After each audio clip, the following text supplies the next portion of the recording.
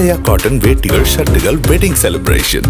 தேர்தலுக்கு பிந்தைய கருத்து கணிப்பை ஒப்பீடா கொடுக்குறாங்க. சில நிறுவனங்கள் எடுத்ததை மொத்தமா தொகுத்து கொடுத்துருக்காங்க. இந்தியா டுடே 26 30 திமுக கூட்டணிக்கு, அதிமுக கூட்டணிக்கு 6 8, பாஜக கூட்டணிக்கு 1 3, நியூஸ் 18 36 39 திமுக கூட்டணிக்கு, அதிமுக கூட்டணிக்கு 2, பாஜகவுக்கு 1 3, டிவி 9 35 திமுக கூட்டணிக்கு, அதிமுகவுக்கு 0, பாஜகவுக்கு 4 கொடுக்குறாங்க அவங்க.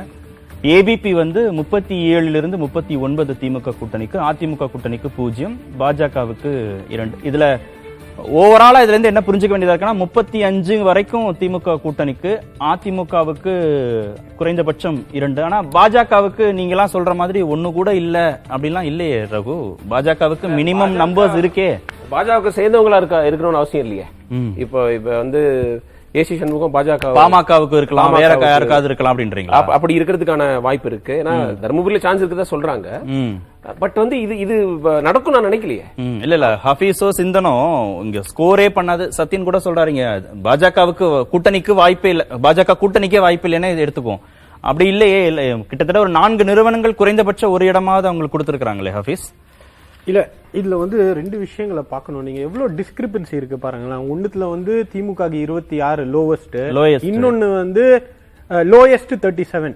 நீங்க பெர்சன்டேஜ் வைஸ் எடுத்து பார்த்தாலுமே ஒரு 30 to 40% பயாஸ் வந்திருக்கு 2 நிறுவனங்களுக்கு மத்தியில.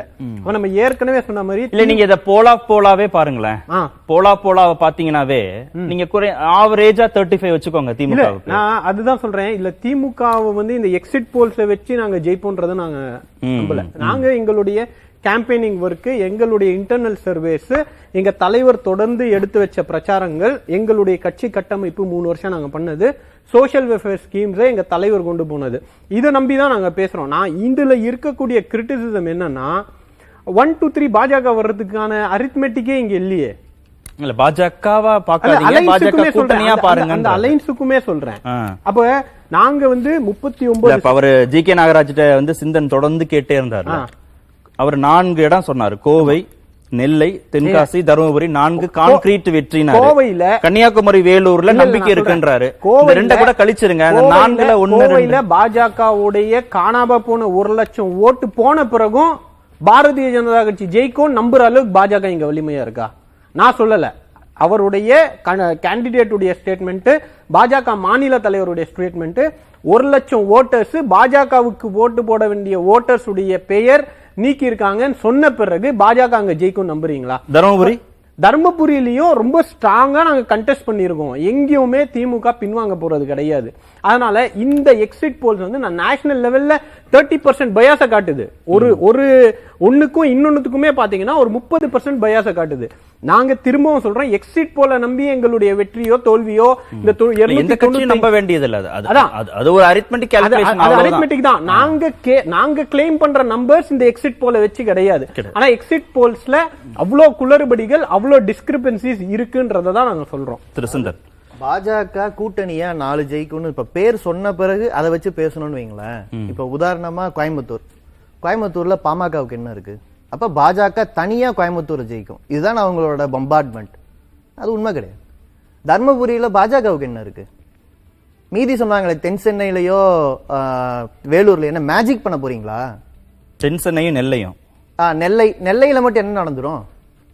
நீங்க கூட்டணி நாங்க என்ன இருக்கு? ஒரு கட்சி தானே அந்த கட்சி. அது இல்லாம அந்த வேட்பாளருக்கு ஒரு பிரபலம் இருக்கு. நீங்க எம்எல்ஏவா இருக்கிறதான சார் எம்பி கேண்டிடேட்டா போட்டிருக்கீங்க. உங்களுக்கு கேண்டிடேட்டே கிடையாது. அதனால இதை வச்சுட்டு இந்த வட இந்திய ஊடகங்கள் நம்பர் போடுறாங்க. தொகுதி பேரை சொன்னாங்கன்னு வச்சுங்களேன், அப்ப தெரியும் அவங்களோட உண்மை என்ன, அவங்க களத்துல என்ன பண்ணிருக்காங்க, என்ன லட்சணம்னு தெரியும். பர்சன்டேஜ் போட சொல்லுங்க முதல்ல, என்ன பர்சன்டேஜ்ல இதெல்லாம் கால்குலேட் பண்ணிருக்காங்கன்னு. இது முழுக்க தேர்தல் கணிப்பை ட்ரால் பண்றதுக்கு தான் நம்ம நிகழ்ச்சி நடத்திட்டு இருக்கோம்.